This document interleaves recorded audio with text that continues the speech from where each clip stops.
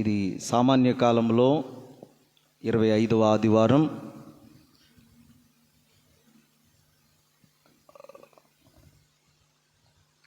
ఒక కథ ఉంది, చాలా సార్లు మనం వినే ఉంటాం, చాలా పాత కథే అయినా ఒక్కసారి నెమరు వేసుకుంటే బాగుంటుందని మీ ముందు ఉంచుతున్నాను ఈ కథ. ఒకసారి చేతి 5 వేళ్ళు కూడా మీటింగ్ పెట్టుకున్నాయట. చేతి 5 వేళ్ళు మీటింగ్ పెట్టుకున్నాయట.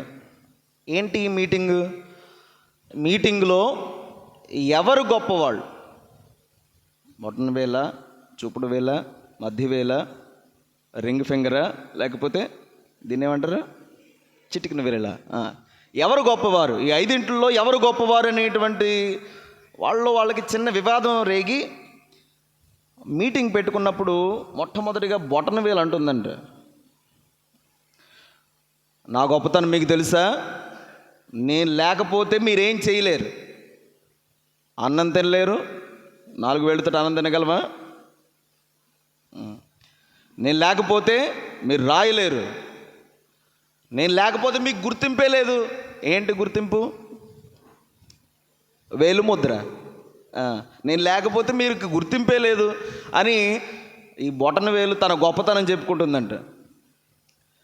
చాలులే అని ఈ చూపుడు వేలు లేచిందంట, నీ గొప్పతనం చాలు, నన్ను చూస్తే అందరూ భయపడతారు తెలుసా, ఎందుకు ఆగు, ఎవరినైనా కసిరేమంటే, లేదంటే ఎవరినైనా తిట్టడానికి కూడా, ఎవరినైనా ఖండించడానికి కూడా మనం ఏమంటాం, ఆగు చంపేస్తాం, నన్ను చూసి అందరూ భయపడాలంతే అని తన గొప్పతనం చెప్పుకుంటుందంట చూపుడు వేలు.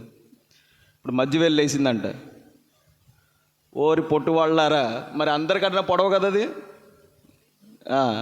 అందరికన్నా పొడవు కదా, నేనే గొప్ప, మీ అందరు చిన్నవాళ్ళు ఎందుకు పనికిరారు, నేను అందరిని ఇలా చూడొచ్చు. ఆ తర్వాత ఏంటిది, ఉంగరం వేలు, రింగ్ ఫింగర్ అంటాం కదా, మీరందరూ ఇన్ని అనుకున్నా సరే మీ ఆస్తిపాస్తులన్నీ నా దగ్గరే ఉంటాయి, ఎందుకు, ఉంగరం పెట్టుకుంటాం కదా, మీ రాజభోగాలన్నీ నా దగ్గర ఉంటాయి తెలుసా, రింగ్ ఫింగర్. అప్పుడు చెప్తుందంట ఈ చిన్న ఏంటిది, ఇది చిటికిన వేలు అంటుందంట, మీ అందరికన్నా నేనే ముందు ఉంటాను అన్నిటిలోనూ, ఎందుకు, దేవుడి దగ్గరికి వెళ్ళినా సరే నేనే ముందు ఉంటాను, మీకు పెళ్ళి అయినా సరే నేనే మీకు అవసరం తెలుసా, ఎందుకు, పెళ్లి సమయంలో ఇలాగా తిరిగేటప్పుడు చుట్టూ తిరుగుతాం కదా, ఎలాగా ముడేస్తారు, ఇలాగ ముడి వేసి నేనుంటేనే మీకు పెళ్లి జరుగుతుంది తెలుసా అని తన గొప్పతనం చెప్పుకుంటూ, దేవుడి దగ్గరికి వెళ్ళిన దేవుడు మొట్టమొదటిగా నన్నే చూస్తాడు, ఎందుకు, ఇలా చేతులు జోడించినప్పుడు ఎవరు ఉంటున్నారు ముందు అని ఇలా వాళ్ళ యొక్క గొప్పతనం వాళ్ళు చెప్పుకుంటూ గర్వపడుతున్నారట. అప్పుడు చెయ్యి అన్నదట, ఓరి నేను లేకపోతే మీరు లేరు, అంతేనా, దేనికున్నవి ఈ వేళ్ళన్నీ చేతికే ఉన్నాయి. ప్రైజ్ ద లార్డ్, యేసువా వందనం. ప్రియమైన సహోదరి సహోదరులారా, ఇది మన ప్రపంచం, చాలా వింత ప్రపంచం. ఈ చేతివేళ్ళు అన్నీ కూడా మనం అనుకుంటే ఒక్కొక్కరు గొప్పతనం ఒక్కొక్కలాగా చెప్పుకుంటాం, అందరం కూడా చాలా గొప్పగా చెప్పుకుంటాం. మనకున్నటువంటి లొసుగులు, మనకున్నటువంటి వీక్నెసెస్, మనకున్నటువంటి బలము బలహీనతలు ఎవరికి తెలియదు, మనకు తప్ప, ఆ దేవునికి తప్ప. దేన్ని చూసి మనం గర్వపడుతున్నాం, దేనిని చూసి మనం గొప్పలు చెప్పేసుకుంటున్నాం. ఈరోజు ఈ వాక్యమే మనకి నేర్పిస్తూ ఉంది. మార్కు శుభవార్త 9వ అధ్యాయము 34వ వచనం. తమలో గొప్పవాడెవడని మార్గమధ్యమున వాదించుకుని ఇండుటచే వారు ప్రత్యుత్తరం మీలేక ఊరుకుండరి. ప్రియమైన సహోదరి సహోదరులారా, ఇది శిష్యుల్లో వచ్చినటువంటి ఒక వాగ్ వివాదం. ఏంటి, నేను గొప్ప అంటే నేను గొప్ప, నేను పేతురుని, మీ అందరికన్నా పెద్దవాడిని, నేను గొప్ప, ఇదిగో నేను మత్తయిని, నా ఉద్యోగం వదిలేసాను, నా డబ్బు నా ఆస్తిపాస్తులు వదిలేసి వచ్చేసాను, నేను గొప్ప తెలుసా. యాకోబు యోహానులు, మా అమ్మ వచ్చింది తెలుసా, మా అమ్మ వచ్చి ఏమడిగింది, కుడి ఎడమల వైపు కుడి ఎడమలు కూర్చోడానికి అడిగింది తెలుసా? నాకు ఎంత రికమెండేషన్ ఉందో. వీళ్ళు శిష్యుల్లో ఎవరు గొప్పవాళ్ళు అనేటువంటి ఈ తర్కంలో ప్రభువు గుర్తించాడు, గమనించాడు, వాళ్ళ యొక్క ఆలోచనలన్నింటినీ గ్రహించాడు. చివరిలో ఆయన చెప్పినటువంటి మాటలను ధ్యానం చేసుకుందాం. ప్రియమైన సహోదరి సహోదరులారా, పేతురు గారు అనుకొని ఉంటారు ఇంకొక ఉద్దేశం ఏంటంటే, యేసు ప్రభువు ఈ లోకానికి రాజు అయిపోతాడు. ప్రజలు కూడా ఎదురు చూశారు కదా. ఏమన్నారు ప్రజలు? ఆయన ఎప్పుడైతే భోజనం పెట్టాడో, ఆయన ఎప్పుడైతే ఇన్ని అద్భుత కార్యాలు చేస్తున్నాడో, ఇతడే మాకు రాజు అని రాజును చేయడానికి చూసినప్పుడు యేసుప్రభు ఏం చేశారు? వాళ్ళ నుండి దూరంగా వెళ్ళిపోయారు. కానీ ఈ శిష్యులందరూ ఏమనుకుంటున్నారు? యేసుప్రభువే మాకు వచ్చేటువంటి రాజు. పేతురు గారు అనుకుని ఉంటారు, నేను హోమ్ మినిస్టర్ అయిపోతాను యేసుప్రభు దగ్గర. ఈ యోధా ఇస్కారియోతు ఫైనాన్స్ మినిస్టర్, మత్తయ్య గారు కూడాను మరి ట్యాక్స్ కలెక్టర్ కదా, పన్ను వసూలు చేసేవాడు కదా, ఫైనాన్స్ మినిస్టర్ అయిపోతాను. యాకోబు యోహాన్లు యేసుప్రభు కుడి ఎడమలా బలం. మేము యేసుప్రభువుకి అటు ఇటు ఉంటాం, మేమేం చెప్తే అదే. మిగతా శిష్యులందరూ కూడా ఇలాగే భావించుకుని ఉంటారు, మేము గొప్ప, మా స్థానం మొదటి స్థానం, అగ్రస్థానం మాది అని ఒకరిలో ఒకరు అనుకోవడంతో ప్రభువు వారి యొక్క ఆలోచనలన్నిటినీ పసిగట్టాడు. ప్రియమైన సహోదరి సహోదరులారా, గుర్తుపెట్టుకుందాం, ఎవరు గొప్ప? ఈరోజు ధ్యానం చేయడానికి ప్రయత్నం చేద్దాం. పదవి, హోదా దేనికోసం? సేవ కోసం. మన అంతస్తు దేనికోసం? మన ఉద్యోగం దేనికోసం? మనం చేసేటువంటి పనులు ఎవరి కోసం? ఎవరు చూస్తారని రోజు ధ్యానం చేద్దాం. ప్రియమైన సహోదరి సహోదరులారా, పదవి వ్యామోహం ఉంటే ఆ పదవి వ్యామోహం మనల్ని అణచివేస్తుంది, మనల్ని క్రిందకు తొక్కేస్తుంది. నేను వాడిని నలగొట్టి చితక్కొట్టి ఎలాగైనా సరే గద్దె దిగించి నేను ఎక్కాలి అనేటువంటి ఆలోచన ఉంటే అప్పటి నుండే మనము పతనానికి మన పతనం మొదలైపోతుంది, మన పతనం ఆరంభమైపోతుంది. ప్రియమైన సహోదరి సహోదరులారా, అర్థం చేసుకుందాం. ఇదే కదా యాకోబు యోహానులకి వాళ్ళమ్మ వచ్చి రికమెండేషన్ చేసింది, నీ కుడి ఎడమలు కూర్చోడానికి అవకాశం ఇవి. మార్కు 10:37, 38 వచనాల్లో మనం ఇవి చూస్తాం. ప్రియమైన సహోదరి సహోదరులారా, అధికార దాహం. నేనే ఉండాలి, నాకన్నా గొప్పవాడు ఎవరు లేరు, నేనే మీ అందరికీ అధికారం, నేనేం చెప్తే మీరు అదే ఆలకించాలి. అధికారం వ్యామోహం మనల్ని పతనానికి దారితీస్తుంది. ప్రియమైన సహోదరి సహోదరులారా, యేసు ప్రభు ఇచ్చినటువంటి సమాధానం ఏంటి? నేను పానము చేయు పాత్ర నుండి మీరు పానము చేయగలరు. ఏంటి ఆ పాన పాత్ర? సిలువ మరణం, కష్టాలు, బాధలు, ఈ సిలువ మరణం, ఇదొక్కటే కాకుండా ఆయన చేసేటువంటి సేవ. ఒకసారి యోహాను శుభవార్త 13-14 వచనము, పానపాత్రే మనకు నేర్పిస్తుంది ఏం చేయాలి. యోహాను శుభవార్త 13-14. ప్రభుడను బోధకుడును అయిన నేను మీ పాదములు కడిగిన మీరు కూడా ఒకరి పాదములు మరి ఒకరు కడుగుకొనవలెను. ఇదే ఆయన పాత్ర నుండి పానం చేయడం అంటే కష్టాలు బాధలు ఒక్కటే కాదు, ఆయనలాగే మనం కూడా సేవ చేయడానికి మనల్ని పిలుచుకున్నాడు. జ్ఞానస్నానం దేవుడు మనందరికీ ఇచ్చాడు. ఆయనలాగా బ్రతకడానికి, ఆయన సేవ చేయడానికి, ఆయన యొక్క ప్రజలకు, విశ్వాసులకు, ఈ సంఘానికి అంతటికీ సేవ చేయడానికి దేవుడు మనల్ని ఎన్నుకుంటున్నాడు. అందుకని ఆయన యొక్క శరీర రక్తాలని తినడం అంటే అంత ఆషామాషి కాదు. ఏదో అందరిలాగా మనం నాలుగు చాపేస్తున్నాం తినేస్తున్నాం కాదు.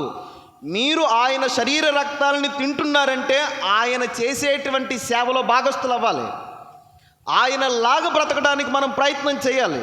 అందుకని మనం ఈరోజు ఆయన పానపాత్ర నుండి ఆయన రక్తమును, ఆయన యొక్క శరీరమును భుజిస్తూ ఉన్నాం, పానం చేస్తూ ఉన్నాం. దీన్ని మనం అందరం కూడా తెలుసుకోవాలి. ప్రియమైన సహోదరి సహోదరులారా, మనం ఇంకా ఎవరు గొప్ప అని చెప్పుకోవడంలో గర్వపడిపోతూ ఉంటాం. నేను గొప్ప అని చెప్పుకోవడంలో చాలా గర్వాన్ని చూపిస్తాం. నా అంత గొప్పవాడు ఎవరు లేరని చాలా గర్వపడిపోతాం. దేనిని చూసి? మన అందచందాలను చూసి, మన ఆస్తిపాస్తులను చూసి చాలా గర్వపడిపోతాం. నాకన్నా ఇంకెవరు లేరు అన్నట్లు మనం గర్వపడిపోతాం. ప్రియమైన సహోదరి సహోదరులారా, ఇవి క్షణికం. ఇవన్నీ కూడా కొద్ది కాలమే ఉంటాయి, మనకి శాశ్వతం కాదు.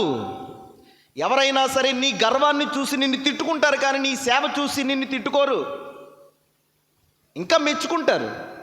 నూరేళ్ళు గుర్తుపెట్టుకుంటారు. నీ సేవను చూసి, నీ వినయం చూసి, నీ విధేయత చూసి అందరు నిన్ను గుర్తుపెట్టుకుంటారు, కానీ తిట్టుకోరు. నీ గర్వాన్ని చూసి తిట్టుకుంటారు, నీ డబ్బును చూసి తిట్టుకుంటారు, నీ పిసినారితనాన్ని చూసి తిట్టుకుంటారు. అంతేకాని నీ సేవ, నువ్వు చేసేటువంటి మంచిని చూసి ఎవరు కూడా తిట్టుకోరు. నూరేళ్ళు గుర్తుపెట్టుకుంటారు. నువ్వు చనిపోయినా సరే ఆ పలానా వ్యక్తి ఎంత సేవ చేసేవాడు అని అంటారు, కానీ తిట్టరు. నువ్వు చచ్చిపోయిన తర్వాత గర్వంగా బ్రతికేవనుకో, ఏదో పోతే పోనాయి, ఆడు పోయినా పర్వాలేదు, పోయాడు బాబు, ఇప్పుడు చక్కగా ఉంది, బాగుంది అని అనుకునేటువంటి వాళ్ళం మనం అందరం.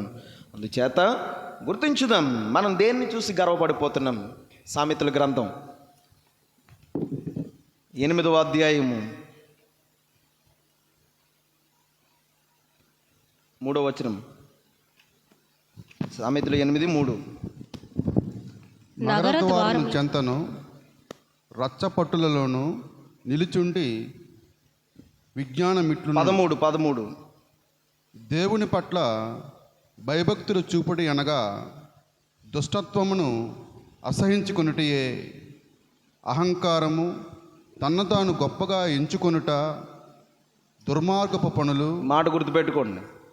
అహంకారం, తనను తాను గొప్పవానిగా ఎంచుకొనుట దుర్మార్గపు పనులు ఇవే. బొంకులు నాకు గిట్టవు, నాకు నచ్చవు, నాకు గిట్టవు. దేవుడు మనందరికీ కూడా ఒక హెచ్చరికను ఇస్తూ ఉన్నాడు. పెడచెవిని పెట్టకండి, జాగ్రత్తగా ఆలకించండి. గొప్పలు చెప్పుకోవడం, నేను గొప్ప, అహం చూపించుకోవడం, గర్వాన్ని చూపించడం దేవునికి నచ్చవు, దేవునికి గిట్టవు. తర్వాత ప్రియమైన సహోదరి సహోదరులారా, 16వ అధ్యాయము మనం చూపించేటువంటి పొగరు దేవుడు అణచివేస్తాడు. సామెతల గ్రంథం 11:12 2వ వచనం. 11 2వ వచనం. పొగరుబోతునకు అవమానము తప్పదు. ఇదిగో నా అంత పొగరుబోతు మీకు తెలుసు, మనకు తెలుసు, ఎవరు ఎలాగ జీవిస్తూ ఉన్నామో, ఎవరము ఎంతగా ఇతరులను అణచివేయడంలో కానీ, మన యొక్క గర్వాన్ని చూపించుకోవడంలో కానీ, మనం పొగరు చూపించుకోవడంలో కానీ ఎలాగ జీవిస్తున్నా మనందరికీ తెలుసు. దేవుడు అంటున్నాడు కదా, మిమ్మల్ని అందరినీ కూడా అణచివేస్తాను, అటువంటి వాడు అందరినీ కూడా అణచివేస్తాను. పొగరుబోతునకు అవమానం తప్పదు. ఏదో ఒక రోజు వస్తూ ఉంది. 16వ అధ్యాయం 5వ వచనము. పొగరుబోతును ప్రభువు చేదరించుకొనును, అతడు దైవ దండనమునకు తప్పించుకోజాలడు. దైవ దండనమునకు గురవుతాడు, తప్పించుకోజాలడు. గుర్తుపెట్టుకుందాం ప్రియమైన సహోదరి సహోదరులరా, మిడిసిపాటు, ఈ పొగరుబోతుతనం, గర్వము, నేను గొప్ప అని చెప్పుకోవడం తప్పు, పొరపాటు. మనం దేన్ని చూసి ఇంత గర్వంగా ఫీల్ అయిపోతాం, ఇంత అహాన్ని చూపిస్తాం, ఇంత పొగరుబోతుగా ఉంటాం? దేన్ని చూసి? మన బ్యాక్గ్రౌండ్ దేన్ని చూసి తెలుసా? బాధపడిన అవసరం లేదు. కొన్నిసార్లు మన కులాన్ని చూసి నావాడు, మావాడు, నా వెనకున్నది ఎవరో తెలుసా? జాగ్రత్త ప్రియమైన సహోదరి సహోదరులారా, కొంతమంది మన స్థలాన్ని చూసి గొప్పగా చెప్పుకుంటాం,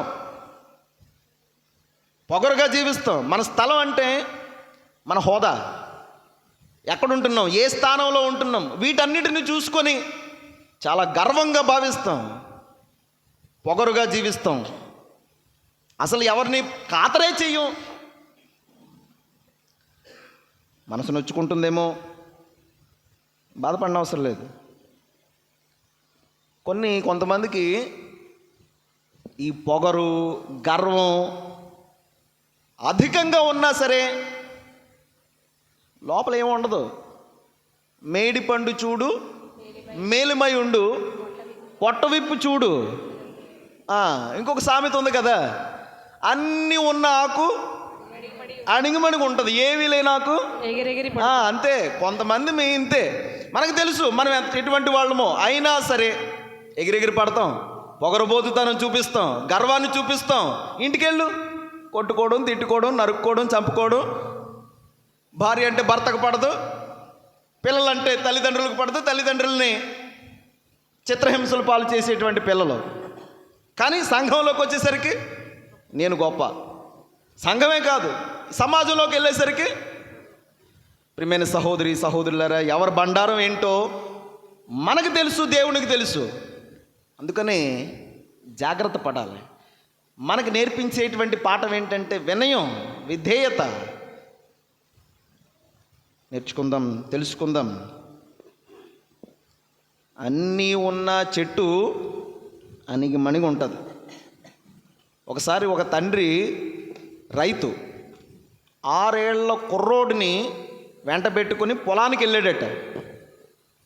అక్కడ పొలంలో కొన్ని మొక్కజొన్న కంకులు, కొన్నేమో నేలకు ఒరిగి ఉన్నాయంట, కొన్నేమో నిటారుగా ఉన్నాయంట. నాన్న ఏంటి రెండిటికి ఉన్నటువంటి తేడా? కొన్నేమో వంగిపోయాయి, కొన్నేమో నిలువుగా నిలబడ్డాయి అంటే, నాన్న ఏది గొప్ప అని చూస్తే వంగిపోయి ఉన్నాయే గొప్ప, నిలువుగా ఉన్నాయి కదా ఎందుకు పనికిరావు? ఎందుకు వంగిపోయి ఉన్నాయి? ఫలసాయం బరువు బరువు అధికంగా కలిగి ఉన్నాయి. ఆ దానికే, ఆ చెట్టుకే, ఆ కొమ్మకే ఎక్కువ మొక్కజొన్న, మనందరికీ తెలుసు. అందుకని అన్నీ ఉన్నవి అందరూ కూడా అణిగి మణిగి ఉంటారు. ఏమీ లేని వాళ్ళమే ఎగిరెగిరి పడతాం. ఇంకొక సామెత ఉంది కదా, నిండుకుండా తొణకదు. అన్నీ ఉన్నటువంటి వాళ్ళం చూపించుకో అవసరం లేదు, కూడాను చూపించుకునే అవసరం లేదు. ఎవరికి చూపించుకుంటావు? ప్రియమైన సహోదరి సహోదరులారా, ఆత్మ పరిశీలన చేసుకుందాం, గుర్తుపెట్టుకుందాం. అన్నీ ఉన్నా సరే దేవునికి విధేయత, తోటి మానవునికి సేవా దృక్పథంతో మనం మసులుకున్నామా దేవుని దీవెనలు పొందుకుంటాం ఖచ్చితంగా. ఇది నాకు దేవుడిచ్చాడు అని నువ్వు గుర్తుపెట్టుకోవాలి. ఈరోజు నువ్వు ఉద్యోగం చేస్తున్నావు అంటే దేవుడు ఇచ్చాడు. ఈరోజు చక్కని ఇంట్లో నువ్వు ఉంటున్నావు అంటే దేవుడు ఇచ్చాడు. దేవుడు నీకు చక్కటి జీవితాన్ని, బిడ్డల్ని ఇచ్చాడంటే, భర్తని ఇచ్చాడంటే, భార్యని ఇచ్చాడంటే దేవుడు ఇచ్చాడు. నాకు ఒక మంచి జీవితాన్ని ఇచ్చాడంటే దేవుడు ఇచ్చాడు అని ఎంతమందిని గుర్తిస్తున్నావు? అవన్నీ నేను మీకు ఇచ్చింది, నేను ఇచ్చాను మీకు. వాక్యం సెలవిస్తుంది. ద్వితీయోపదేశ కాండం తీయండి, 8వ అధ్యాయము, ద్వితీయోపదేశ కాండం 8:14 వచనం చదవండి.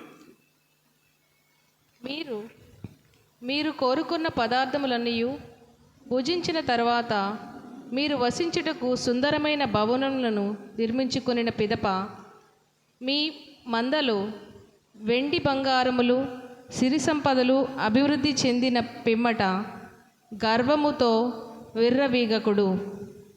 చాలు, అలగించారన్నమాట. అన్ని సంపాదించాక, అన్ని సుఖాలు రాజభోగాలు అనుభవించాక మనం ఏం చేస్తామంట? గర్వం, అహం పెరిగిపోతుంది.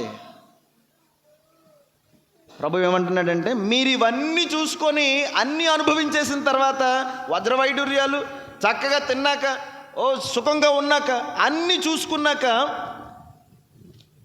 గర్వంతో ఉండకండి. ఆ మాటలు మరొకసారి చదవండి. గర్వముతో విర్రవీగి మిమ్ము ఐగుప్తు దాస్యము నుండి విడిపించిన ప్రభువుని విస్మరింపకుడు. మిమ్ము ఇంతగా దీవించినటువంటి దేవుణ్ణి మర్చిపోకండి. దేవుడు మిమ్మల్ని ఇంతగా ఆశీర్వదించినటువంటి విధంను చూసి ఆయన్ని ప్రక్కకు పెట్టకండి. ఈరోజు మనం దేవుని ఎడల ఎందుకు ఇంత అశ్రద్ధ, పట్టింపు లేనితనం ఎందుకు? దేవుడు అన్నీ ఇచ్చేసాడు కదా. దేవుడు ఎవరికి కావాలి? పేదోళ్ళకి కావాలి, దిక్కు మొక్కు లేనోడికి కావాలి, డబ్బు లేనోడికి కావాలి. దేవుడు ఎవరికి కావాలి? అవసరంలో ఉంటే కావాలి. నీ కుటుంబంలో ఏదైనా గొడవ జరిగితే దేవుడు కావాలి. కన్నీళ్ళు వస్తే దేవుడు కావాలి, మిగతా సమయంలో అవసరం లేదు, నిర్లక్ష్యం. ప్రియమైన సహోదరి సహోదరులారా 17వ వచనం కూడా చదవండి. అతడు మిమ్ము సుదీర్ఘమును భయంకరమునై 17వ వచనం. కనుక మీరు ఏనాడును మా బలముతోనే, ఆలకించండి, బాగా ఆలకించండి, మా మీరు ఏనాడును మా బలంతోనే మా శక్తితోనే మేము సంపన్నులం అయిపోయాము భావింపకుడు అని భావించకండి. నా తెలివితేటల వల్లనే ఉద్యోగం వచ్చేసింది, నా తెలివితేటల వల్లనే ఇల్లు కట్టేసుకున్నాను, నా తెలివితేటల వల్లనే ఎంత గొప్ప స్థానంలో నేనున్నాను, నన్ను అందరూ గౌరవిస్తున్నారు, నా తెలివితేటలు. ప్రభు ఏమంటున్నాడు? నా బలం, నా బలగం అని నువ్వు వెర్రవేక్కో. ఆ తర్వాత వచ్చిన మిమ్ము సంపన్నులను చేసినది ప్రభువే అని గుర్తించండి. Praise the Lord. యేసువా వందనం, యేసువా స్తోత్రం. మాటలు కొంతమందికి బాధ అనిపించవచ్చు, బాధ పెట్టవచ్చేమో, కానీ ఇది దేవుని వాక్యం. శ్రద్ధగా ఆలకించండి. మనసుకి నొచ్చుకోవచ్చు ఈ మాటలు, కానీ మనం నిజాన్ని పక్కకు త్రొయ్యలేం కదా. మనం జీవిస్తున్నటువంటి విధానాన్ని కాదనలేం కదా, దేవుని ముందు అబద్ధం చెప్పలేం కదా. ప్రియ దేవుని బిడ్డలారా, ఒకవేళ మనం ఇలాగే ప్రవర్తిస్తూ ఉన్నట్లయితే, నేను గొప్ప అని గర్వంతో భావిస్తూ ఉన్నట్లయితే, ఈరోజైనా తగ్గి ఉండడానికి ప్రయత్నం చేద్దాం. రోజుల్లో కామన్ డైలాగ్ మీ అందరికీ అర్థమైంది కదా. మీ అందరికీ ఒక సిగ్నేచర్ మూమెంట్ తెలుసు అనుకుంటున్నాను, ఏదో సినిమాలో వచ్చింది కదా, ఏంటది? తగ్గేదే లేదు. నేను ఎందుకు తగ్గాలి, నేను ఎందుకు వంగాలి, వాడు ముందు నేను ఎందుకు తలదించుకోవాలా? ఇవే నేర్చుకుంటాం మనం. చాలా పొరపాటు. ప్రియమైన సహోదరి సహోదరులారా, ఇదొక అలవాటు అయిపోకూడదు, అది పొరపాటు అని మనం గుర్తుపెట్టుకుందాం. ఈరోజు మనం ఏం నేర్చుకోవాలి? వినయం, విధేయత, ప్రభు చేసినటువంటి సేవ మనం నేర్చుకోవాలి. దాన్ని ప్రభువు తగ్గింపుతనం అని పేరు పెట్టాడు, గొప్ప గుణాలు అని పేరు పెట్టాడు, వినయం విధేయత అనేటువంటి పేరు పెట్టాడు. దీనిని మనం నేర్చుకోవాలని ప్రభు మనల్ని ఆహ్వానిస్తున్నాడు. ఈరోజు చక్కటి పాఠాన్ని నేర్పిస్తున్నాడు. సీరాపుత్రుడైన యేసు జ్ఞాన గ్రంథం 3వ అధ్యాయము.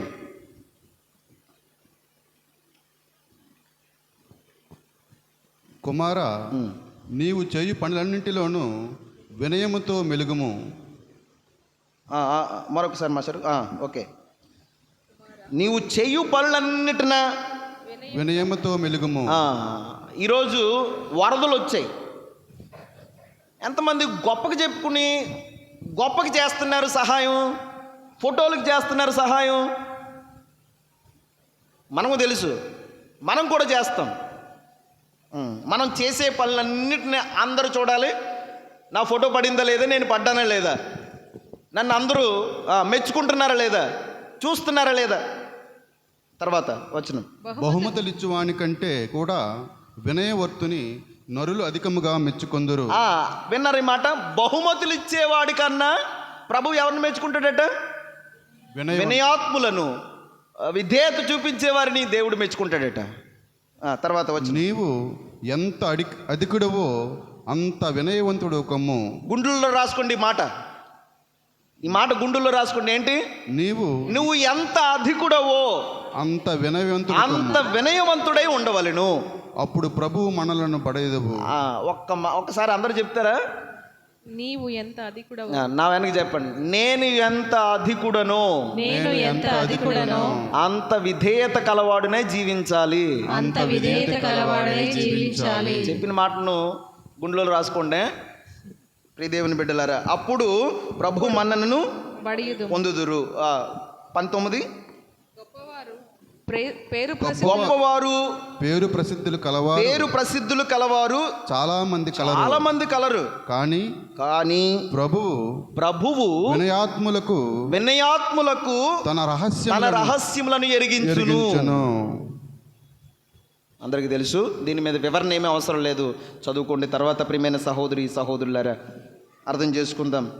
ప్రభువు మనకి వినయ విధేయతలను, తగ్గింపుతనాన్ని, సేవా గుణాన్ని నేర్పిస్తున్నాడు. నేర్చుకుందాం. ఈ సేవలో ఒకవేళ మనం ఇవన్నీ తెలుసుకున్న తర్వాత మనసు మార్చుకొని, మనసు నొచ్చుకొని, ఇంతకు ముందు చేయనటువంటి విధంగా, ఇంతకు ముందు మనం ఉండనటువంటి విధంగా మనసు మార్చుకొని గుడికి రావడం ప్రారంభించి, గుడిలో సేవ చేయడం ప్రారంభించి, సంఘంలో మంచిగా జీవించడం మొదలు పెట్టామే అనుకోండి, ఏమంటారు అందరూ? వచ్చాడండి. మాటలు ఏమంటాం? ఇంకా మనందరికీ తెలుసు కదా. ప్రియమైన సహోదరి సహోదరులారా, నేను చెప్పనవసరం లేదు. ఎలాగోలాగా నిన్ను పడద్రోయడానికి చూస్తాడు. నువ్వు సేవ చేస్తే, నువ్వు ఏదైనా సహాయం చేస్తే వారవలేనటువంటి వాళ్ళు ఎంతోమంది ఉంటారు. నువ్వు చేయవు, చేసేవాళ్ళని కూడా చెయ్యనివ్వం. గుళ్ళో చందా వెయ్యము, వేసేవాళ్ళని వెయ్యనివ్వం. గుడి చందా కట్టము, కట్టేవాళ్ళని కట్టనివ్వం. గుడికి వచ్చి సహాయం చేయడం, డెకరేషన్ చేయడం, గుడిలో సంఘంలో సేవ చేయడం, చేసేవాళ్ళని చెయ్యనివ్వం, మనం చెయ్యం.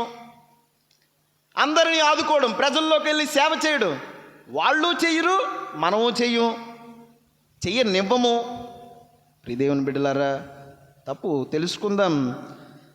మనల్ని చాలామంది కూడా ఒకవేళ చేసేమో అనుకోండి, మనల్ని పరీక్షిస్తారు. మనల్ని ఎలాగైనా సరే పడద్రోయడానికి చూస్తారు. మనల్ని ఎలాగైనా సరే అణగద్రొక్కడానికే చూస్తారు.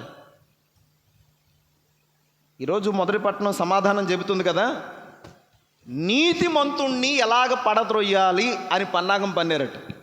ఒకసారి సొలొమోను జ్ఞాన గ్రంథం 2వ అధ్యాయం 12వ వచనం చదవండి. నీతిమంతుడైన నరుని పీడను వదిలించి కొందము.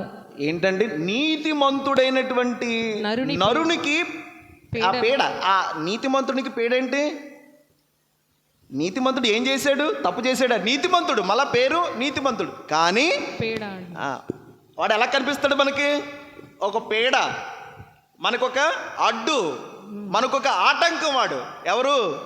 మనం ఎలాగ చేయము, చేసేవాళ్ళు కూడా మనకు ఆటంకంగా కనిపిస్తారు. ఎందుకు? వాడు చేస్తే వాళ్ళని పొగుడుతాడు కదా, వాడిని చేస్తే వాడి పేరు ఇంకా అధికమైపోతుంది కదా, అందుకు మనకు ఆటంకం. వీడు నీతిగా ఉన్నాడు, ప్రతిరోజు గుడికి వస్తాడు, లేదంటే సేవ చేస్తాడు, ఫాదర్ని చూసి మెచ్చుకుంటారు, గొప్పగా చెప్తారు, కానీ మనకు అతడే ఆటంకం, అడ్డు, అతని పీడ. ఎలాగైనా సరే వాడిని కూలద్రొయ్యాలి, అణగద్రొక్కాలి, కిందకి దించాలి. ఆ వచనం చదవండి. ఉరులు పన్ని అతనిని కూలద్రోయుదము. ఎవడైనా సహాయం చేశాడు అనుకోండి, మనకు కిట్టదున్న, మనకు నచ్చదు కదా, ఎలాగైనా సరే వాడిని కట్ చేయాలి, కత్తిరించాలి, చిన్నబుచ్చాలి వాడిని. ఏదో ఒక లేనిపోని బండల నిందలు వేసి వాడి ఫేమ్ను, వాడి నేమును తగ్గించాలి. ప్రియమైన సహోదరి సహోదరులారా, నేర్చుకుందాం. ఏం తెలుసుకుందాం తెలుసా? ఎవరు ఎన్ని చేసినా, ఎవరు మనల్ని ఎన్ని మాటలు అన్నా సరే, ఈ సేవలో వచ్చేటువంటి మాటలు మనం భరించడమే. నువ్వు చేస్తున్న మంచి ఏంటో నీకు తెలుసు, నువ్వు చేస్తున్న సేవ ఏంటో నీకు తెలుసు. నువ్వు అహం చూపించలేదు, గర్వం చూపించలేదు, ఎవరో చూస్తారని నువ్వు చేయడం లేదు. నువ్వేం చేయాలంటే ఓర్చుకో. ఈరోజు వాక్యం కూడా మనకు సెలవిస్తుంది. 19వ వచనం చదవండి, అదే అధ్యాయంలో. కనుక అతనిని క్రూరముగా హింసించి పరీక్షకు గురి చేయుదము. అతని శాంతభావము ఏ పాటిదో, సహనభావము ఎంత గొప్పదో పరీక్షించి చూతము. ఇవన్నీ నువ్వు చేసినప్పుడు ఇవన్నీ నీకు పరీక్షలే. ఎంత సహనంగా ఉంటాడో చూద్దాం ఉండండి, ఎంత ఓర్పు ఉంటుందో చూద్దాం ఉండండి అని పరీక్షిస్తారు కదా. నువ్వు ఓడిపోయావా, నువ్వు ఒకవేళ లొంగిపోయావా, ఫెయిల్యూర్, ఓడిపోతావు. ప్రియదేవుని బిడ్డలారా, సహనం, దీంట్లో ఓర్పు కలిగి ఉందాం. ఎవరెన్ని మాటలన్నా సరే మనకి అవసరం లేదు. మంచి చేస్తే నువ్వేమీ బాధపడడం అవసరం లేదు. మంచి చేసినప్పుడే అందరూ మనల్ని నిందిస్తారు, మంచి చేసినప్పుడే తిట్టిపోస్తారు, మనల్ని చిన్నబుచ్చాలని చూస్తారు. బాధపడడం అవసరం లేదు.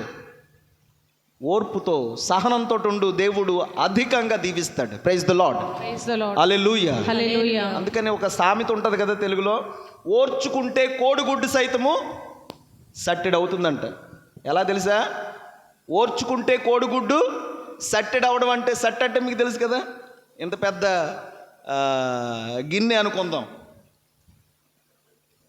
ఓర్చుకుంటే కోడిగుడ్డు సట్టెడ్ ఎలాగవుతుందంటే, కోడి గుడ్డు పెట్టిన వెంటనే దాన్ని పగలగొట్టుకుని ఆమ్లెట్ వేసేసుకున్నాం అనుకో, ఎంత వస్తుంది? ఇంతే వస్తుందేమో కదా. కోడి గుడ్డు పెట్టిన వెంటనే ఆమ్లెట్ వేసుకోకుండా పట్లో ఒక 20 రోజులు ఎదురు చూసి మట్టు పెట్టు, కోడి కింద పెట్టు, ఇంకొక 20 రోజులు ఎదురు చూడు, ఏమవుతుంది? కోడి పిల్ల అవుతుంది. మరి కొద్ది రోజులు ఎదురు చూడు, కొంచెం పెట్ట అవుతుంది, లేకపోతే కొంచెం బలంగా తయారవుతుంది కదా అది. అప్పుడు దాన్ని కోసుకొని తిని ఎంత వస్తుంది? సట్టెడు. అందుకనే కోడిగుడ్డు ఓర్చుకుంటే సట్టెడు అవుతుంది, గిన్నెడు అవుతుంది.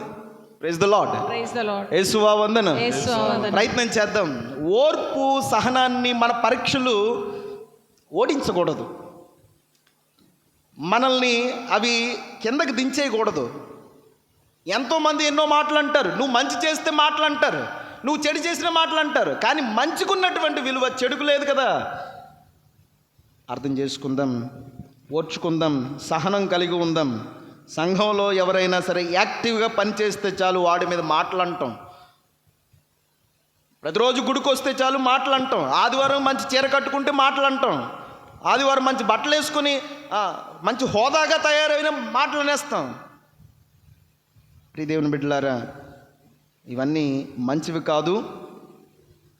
మార్చుకుందాం, మన జీవిత విధానాన్ని మార్చుకుందాం. ఇక దేవుని దృష్టిలో ఎవరు గొప్పవాళ్ళు?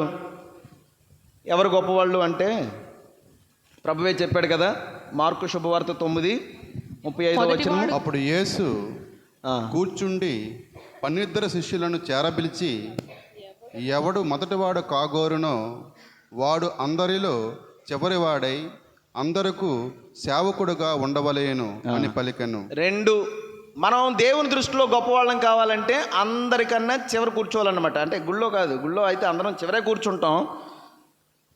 ఎక్కడ చివరి కూర్చోవాలో మనకు తెలుసు, ఎక్కడ చివరి కూర్చోవాలో. ఎక్కడ మొదటి కుర్చీ కనిపిస్తుంది అక్కడికి వెళ్ళి కూర్చుని పోతాం మనకు తెలుసు అదేంటో. అందరిలో చిన్నవాడే ఉండాలి, అణిగిమణిగి ఉండాలి, తగ్గింపుతనంతో ఉండాలి, అందరికీ కూడా సేవ చేయాలి. దేవుడు చెప్పేటువంటి ఈ 2 గుణాలతోటి సమాజంలోనూ సంఘంలోనూ దేవుని ముందు కూడా మనం గొప్పవాళ్ళుగా పరిగణింపబడతాం. చిన్నవాడిగా ప్రవర్తించు, రెండవది సేవ చేయి. చిన్నవాళ్ళ మనస్తత్వాన్ని కలిగి జీవించు, సేవ చేయి. దేవుని దృష్టిలోనూ మానవుని దృష్టిలోనూ గొప్పవాళ్ళుగా పరిగణించబడతాం. ప్రియ దేవుని బిడ్డలారా, చిన్నపిల్లల హృదయం మనకు తెలుసు కదా, ఎలా ఉంటారు చిన్నపిల్లల మనస్తత్వం. ఏ కల్మషం లేకుండా స్వచ్ఛంగా, ఎవరు ఎన్నన్నా పట్టించుకోకుండా తల్లిదండ్రుల మీదే ఆధారపడేటువంటి పిల్లలు కదా.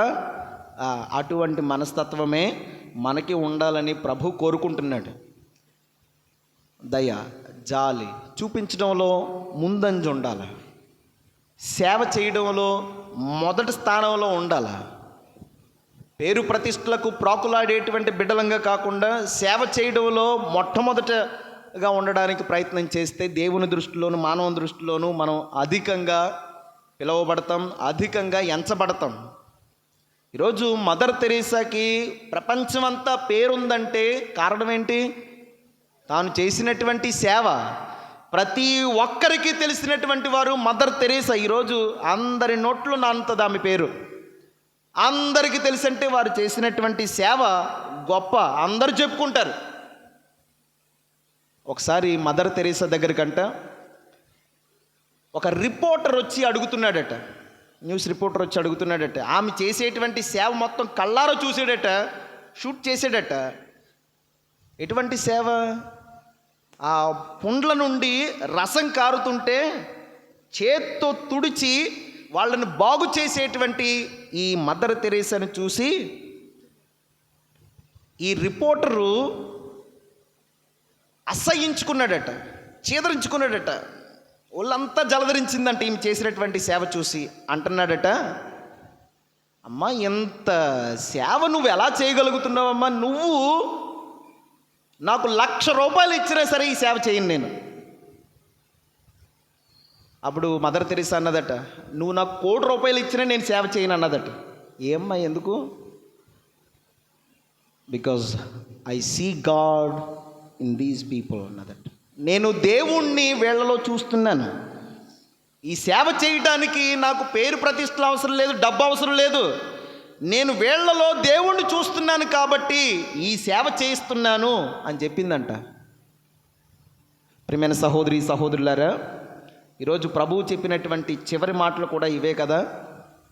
ఏమంటున్నారు?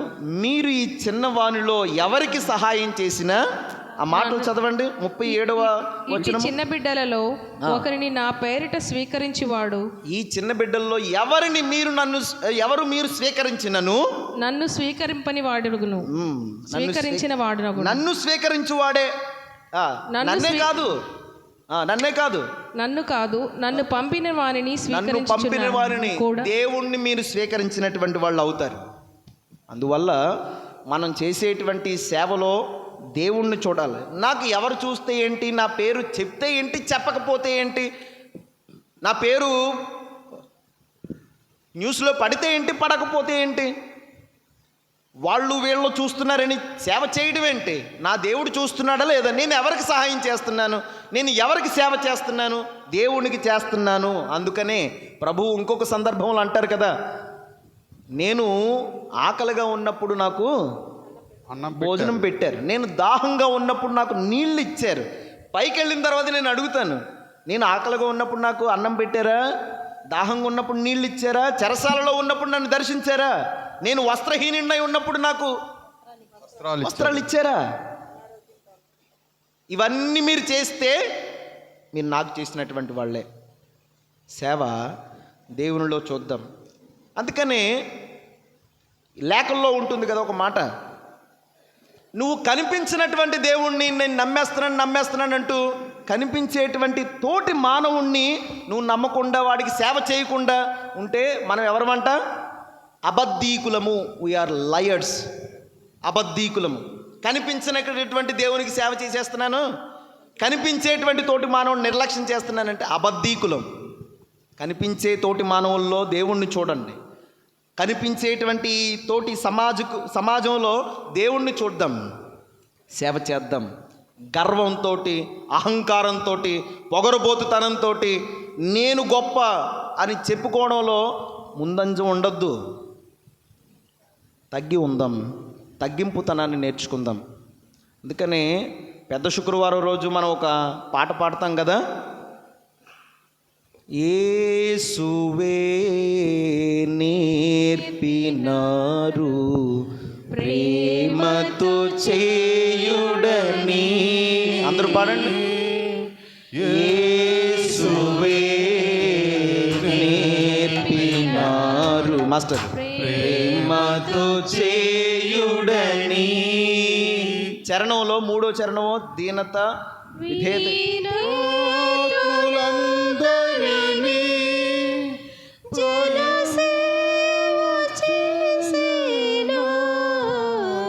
విధేయులందరూ నా స్నేహితులు జనసేవ చేశాను. దీనత్వము కలిగి జనసేవ చేశాను. దీనత్వము కలిగి జనసేవ చేశాను. ప్రభు ఏమి నేర్పించాడు? ఇదే మనకు నేర్పించాడు. గొప్పలు చెప్పుకోవడం నేర్పించలేదు. ప్రభువు తుండుగుడ్డ కట్టుకొని శిష్యులు పాదాలు కడగడం నేర్పించాడు, పాదాలను పట్టుకోవడం నేర్పించాడు, సేవ చేయడం నేర్పించాడు. నేను మీ అందరిలో ఒక సేవకుడినని చెప్పుకున్నాడు. రాజునని చెప్పుకోలేదు, గొప్పలు చెప్పుకోలేదు. లోకరక్షకుడిని నేనే, మీరు నన్నే అధికంగా కొలాలి చెప్పుకోలేదు ప్రభువు. గుర్తించుదాం, గమనించుదాం, సేవకు ప్రాముఖ్యతనిద్దాం. ప్రభువు మనల్ని దీవించి కాపాడునుగాక. ఆమేన్.